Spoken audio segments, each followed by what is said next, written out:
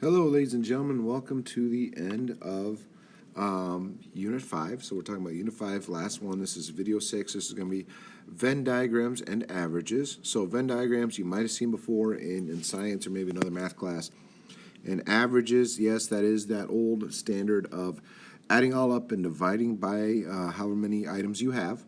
So kind of combine those and see what we got. So take a look.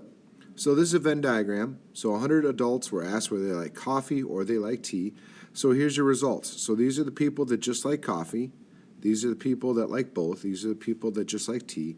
And this 16 likes neither. Okay, so person is chosen at random. Find the probability that the person does not like coffee. So does not like coffee means eliminate these guys. So they are not there. So I want to take 25 plus 16 divided by 100. So that's going to be 41 out of 100.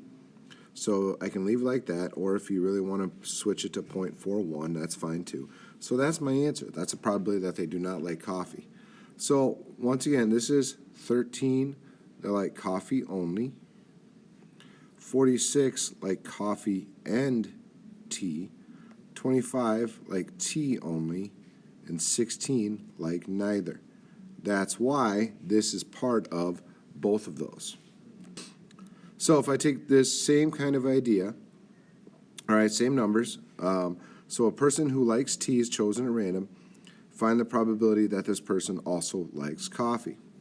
So first off, I'm just picking the people that like tea. So that's going to be 46 and 25, which math didn't change. I hope it's equal to 71. So 71 people like tea.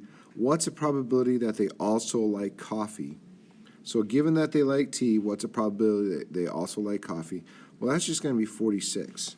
So I want to take 46 divided by 71, and that's going to give me 60.647, or about 64.7%. Approximately. So given that person likes tea, you got a 64% probability that they also like coffee. So two people are chosen at random. Find the probability that they both like coffee. So I need to take my coffee drinkers, which is going to be 46 plus 13. So that's going to be 59 out of 100.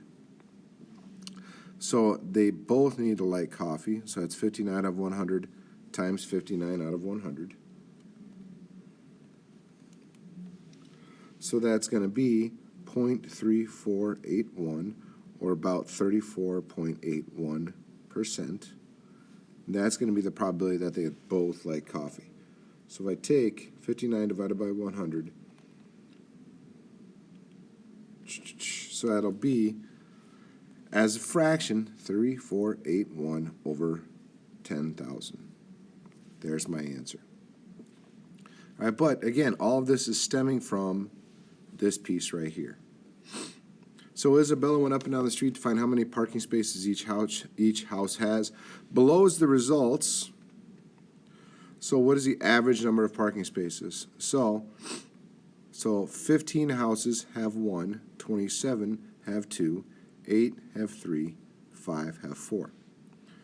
So to figure out the average number of parking spaces, I could go 1 plus 1 plus 1 15 times, plus 2 plus 2 plus 2 27 times, 3 plus 3 plus 3 8 times, or go 4 plus 4 plus 4 5 times.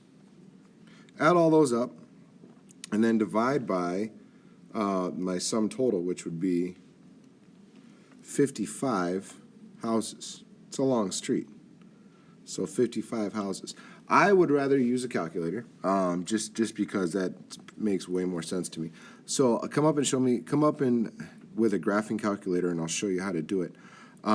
Basically, what I'm going to do is I'm just going to enter in L1 or L2, or if you have an Inspire, you can go to the graph. And I'm just going to put 1, 2, 3, 4. Then I'm going to put in 15, 27, 8, and 5. And then when I go to calculate the average, I'm going to let L1 be my L2 is going to be just my frequency, and L1 is going to be just the values. So when I do that, I end up with an average of 2.05. That ends up being my average. And again, I just kind of calculated the 1 var stats out of a TI-84, and all I did was go to stat and just list was L1, and then frequency list was L2, and then then go to 1 var stats, and that calculated my answer. So 2.05 is going to be your average, which if you look at the data, it should make more sense that, 27 houses have 2 parking spots, so being around 2 should have made sense. So the final grade for a class is scheduled by taking 75% of the average test score and adding 25% of score in the final exam. So all scores out of 100, the student has a 76 test average. What does the student need on the final exam to have at least an 80? All right, so you have 75% made up by tests, okay, times your test average, plus 0.25 of your final exam. That's going to give you your grade. So they want that to be greater than or equal to 80. So they want 0.75 times 76, or 0.76, because 76 test average is 0.76, plus 0.25 of your final exam, and all that's got to be greater than or equal to 0.8.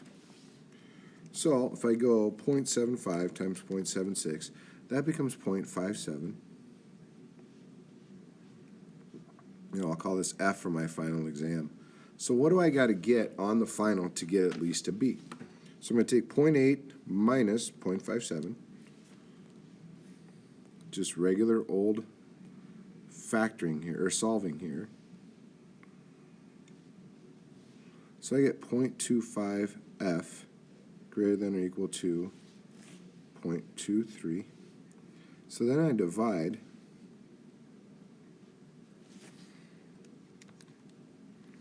So in order to get at least a B, I'm going to have to get at least a 0.92. So I have to get a 92% on the final to get a B, which isn't impossible, but it doesn't leave you a huge margin for error. So the final grade for your Algebra 2 class, this one. Calculated 70% of the average test score, 15 homework, 15 final exam. Ronald's current test score is 87%, homework score is 96%. What does he need on the final to get 90%? So again, if I'm taking tests, I'm going to take 0.7 times that average. For homework, I'm going to take 0.15 times that average. And for the final, I'm going to take 0.15 times that score. So my average test score is 0.87.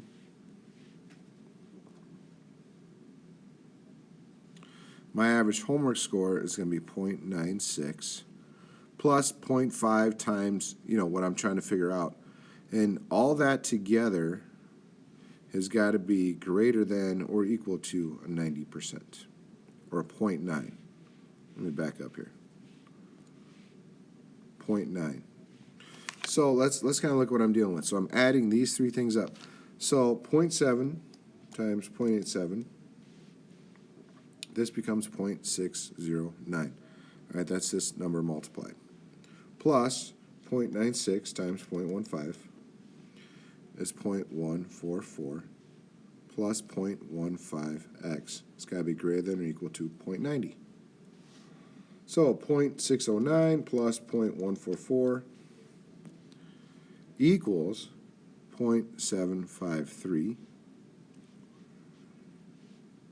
Now it's like solving inequalities that you've done 100 times in your life. So 0.15x greater than or equal to 0.147. So a little division.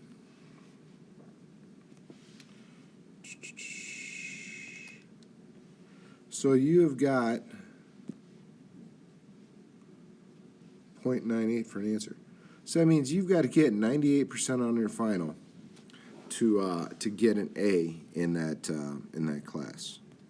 Which kind of makes sense, because if your test scores are 87, you've done most of your homework, what do you got to get on your final? Well, you need a little bit higher average, but you're going to need to kind of rock your final to get an A. So, same kind of idea, 70, 15, 15. Wait, we just did this one. So, skip that one. We just did that one. Oh, wait, never mind. Back up. We haven't done this one yet. What does he got to do to get an A+? So same kind of situation. So a 70% test score. His current test score is 0.87. Homework score is 15%. And he has a 96 on his homework. So he's doing his homework, which is a good step. And then the last thing is he's got to figure out how to get what he's got to get on the final. And all that's got to be greater than or equal to 0.93, because that's an A+. So 0.7 times 0.87, this becomes 0.609. This becomes 0.144.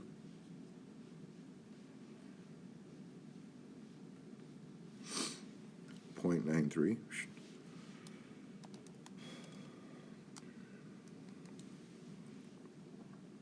This becomes 0.753. Now it's just a matter of solving. That's all it is. So I'll subtract 0.753. Subtract 0.753. 0.93 minus 0.753 is going to be 0.177.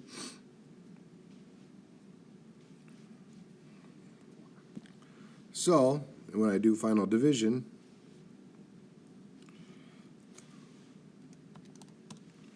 I get 1.18, which means in order to get an A+, he has got to get 118% on the final. So when you hear those people joke about, oh, I've only got to get 185% on the final to get a passing grade, this is what they're talking about. So they actually calculated it out. So if he wants an A+, he's got to get 118% on the final. Good luck. So that's probably not going to happen. So he's kind of assured himself he's not going to take an A+. So John's college math grade is determined by taking an average of 5 tests. John got 87, 85, 93, 88 on his first 4 tests. What does he need on his 5th test to get a B, which is an 80%?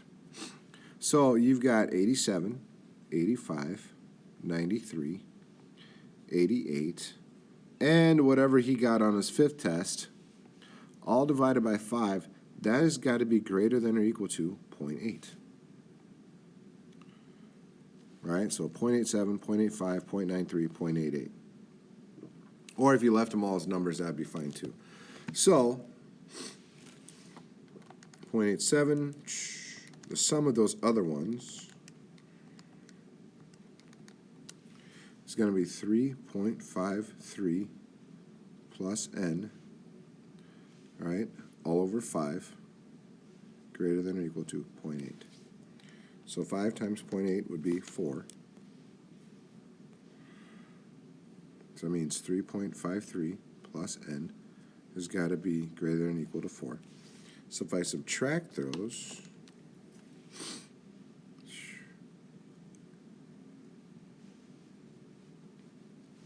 that means n has got to be greater than or equal to 0.47. That means John could basically bomb his last test and has to get at least a 47% or higher just to get a B. So he can kind of bomb his last test and still be fine if his B is his goal. So that's kind of how all that works. Now again, like I said, I could have taken just the numbers. I take the decimals just because it works out better in the end to give me a percent. Okay, play around with that, and I fully expect you guys never to ask me how to calculate your grade again, because now you guys know how to do it. We'll talk to you later. Goodbye.